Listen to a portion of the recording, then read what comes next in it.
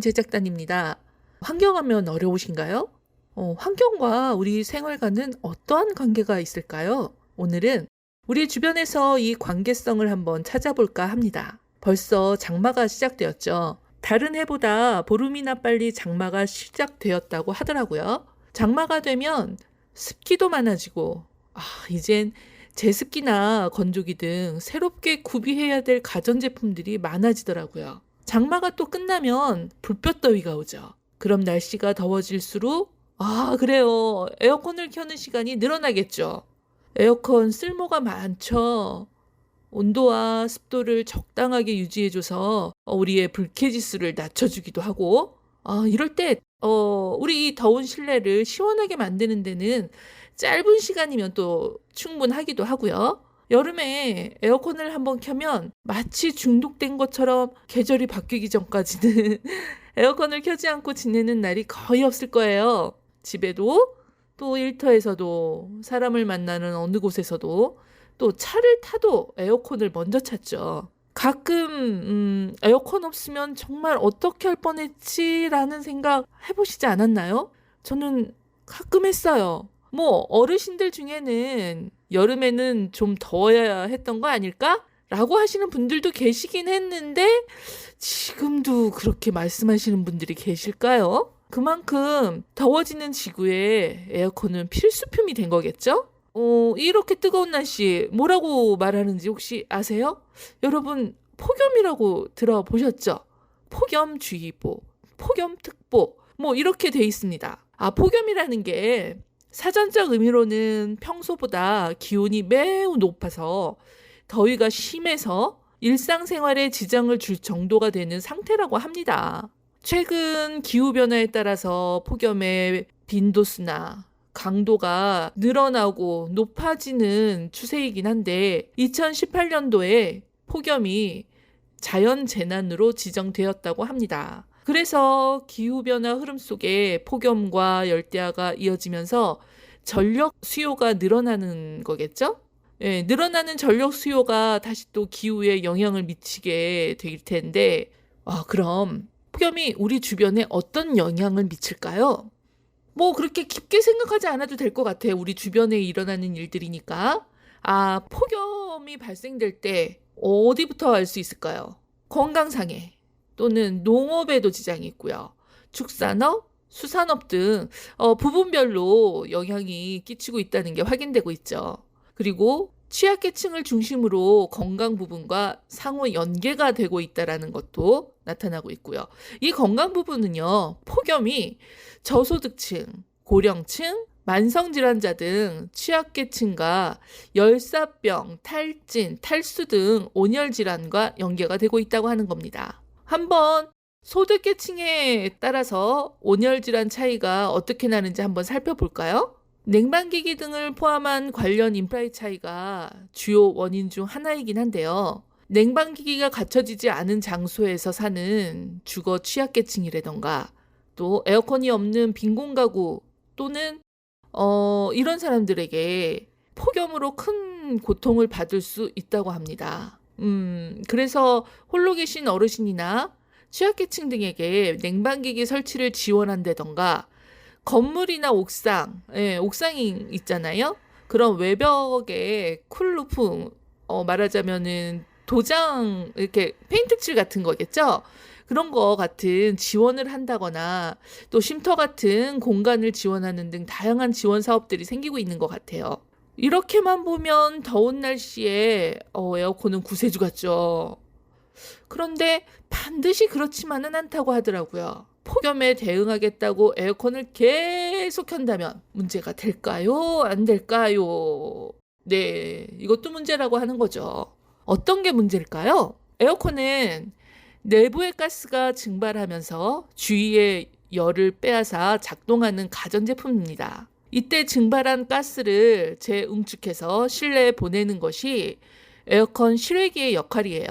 즉, 에어컨이 차가운 바람을 만들수록 실외기는 뜨거운 바람을 밖으로 내보낸다라는 거죠. 여러분 이렇게 지나다가 갑자기 다리 쪽에 뜨거운 바람이 불어갖고 놀라신 적은 없나요? 이렇게 에어컨을 틀수록 바깥의 공기는 점점 뜨거워진다는 거죠. 전력 소비량이 큰 에어컨을 비롯한 냉방기구를 작동시키기 위해서는 전기 에너지를 만들어내야 되겠죠. 그런데 전기 생산 방식 중에 화력 발전의 경우에는 이산화탄소 배출량을 급격히 늘려서 지구 온난화의 주범으로 주목받고 있는 상황이죠. 폭염으로 냉방 수요가 늘어나면 에너지 사용량이 증가하고, 아까도 얘기했잖아요. 또 이게 이산화탄소 배출처럼 대기 오염 물질을 배출하는 게 증가될 테고, 이런 악순환이 이렇게 계속 되고 있는 거잖아요. 여러 환경 보고서에서 대기 오염 배출량 증가가 대기질을 악화할 뿐만 아니라 심혈관 및 호흡기계 질환 및 사망자 증가로 이어지고 있다고, 공공부문이나 산업계 등의 피해로 이어질 수도 있다고 말하고도 있습니다. 그러면 에어컨은 어떻게 사용하는 게 좋을까요? 슬기로운 에어컨 사용법이라는 게 있더라고요. 그래서 잠깐 들여다봤습니다. 먼저 에어컨의 전력 소모를 줄이기 위해서는 처음 가동할 때 최대한 빠르게 희망 온도까지 도달하게 만든 다음에 2시간에서 3시간 정도 이상 적정 온도로 가동하는 것을 추천드린다고 합니다. 여기에 요즘 서큘레이터나 선풍기 등을 에어컨과 같은 방향으로 놓고 함께 가동해주면 희망 온도에 도달하는 시간을 단축할 수 있다고 합니다. 그럼 에어컨의 적정 온도는 과연 얼마일까요? 알고 계시는 분도 있을 것 같아요. 바로 26도씨입니다. 한국에너지공단 발표에 따르면 냉방기기의 냉방 설정 온도가 1도만 높아져도 4.7%가량의 에너지 절감 효과가 있다고 하네요. 덥다고 무조건 낮은 온도로 지내는 것보다는 적정 온도를 유지하는 것이야말로 전력도 절약하고 보다 더 건강하게 여름을 날 수 있는 최선의 방법이라고 할 수 있겠죠? 이 밖에 좀 여러 가지 에어컨을 슬기롭게 쓸 수 있는 방법들이 있던데요. 그 중에 하나는 또 에어컨을 깨끗하게 관리하는 것만으로도 얼마든지 냉방 효과를 높일 수 있다고 하네요. 전기료도 절약할 수 있고요. 실제로 에어컨 필터에 낀 먼지와 오염물질 등을 깨끗하게 청소하는 것만으로도 냉방 효과가 60%가량이 올라가서 5%의 에너지를 절약하고 전기 요금은 무려 27%나 낮출 수 있다고 합니다. 에어컨을 끄기 전 15분 정도는 송풍 기능을 작동해서 내부에 습기가 차지 않도록 하면 에어컨 관리에도 많은 도움이 된다고 합니다. 물론 중간중간에 환풍을 시켜줘야 되는 것도 잊지 말아야겠죠. 잠자는 시간엔 어떻게 해야 될까요? 자, 마지막으로 실외기와 그 주변도 함께 관리해주면 좋다고 합니다. 실외기의 공기 배출구에는 에어컨 내부보다 훨씬 더 많은 먼지가 쌓여있기 마련인데요. 이 먼지들을 제거해주지 않으면 공기가 원활하게 배출되지 않아서 냉방 효과가 급격히 떨어진다고 합니다. 따라서 주기적으로 실외기도 함께 청소를 해주시고 실외기 주변에 최대한 장애물이 없도록 주변 정리정돈을 해주는 것도 중요하다고 합니다. 만약 실외기가 너무 뜨거워진다면 실외기 위에 작은 햇빛 가림막 그런 것들을 좀 설치하거나 젖은 수건을 올려놓는 것도 방법이라고 하네요. 여러분, 부메랑이라고 혹시 아세요?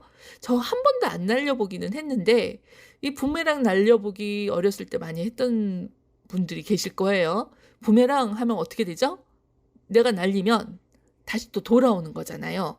이런 것과 같지 않을까요? 환경이라는 것이, 우리가 지켜야 되는 이유라는 것이 사실은 이 모든 것을 지켜낸다라는 것, 물론 욕심에 따라서는 아주 시원하게 있기 위해서 온도를 낮출 수도 있고 하루 종일 틀 수도 있고 뭐 돈만 되면야 뭐 할 수 있다고 생각하겠지만 그런 거 생각 안 하고 이제 이렇게 환경을 좀 생각해서 온도도 적정 온도로 하고 냉방의 시간을 두고서 가끔씩 쉬어주기도 하고 이런 것들이 좀 불편할 수는 있어요. 근데 불편한 게 싫어서 편한 걸 찾고 좋은 걸 찾지만 결국은 그것이 다시 나에게로 돌아오는 것 같다는 생각이 좀 들어요. 그런 걸 생각한다면 적당히 불편하고 적당히 절제하는 것이 우리에게도 또는 모두에게도 도움이 되지 않을까요? 나를 위해서 환경은 지키는 것 같습니다. 저는 다음 달에 뵙겠습니다. 안녕히 계세요. 안녕히 계세요.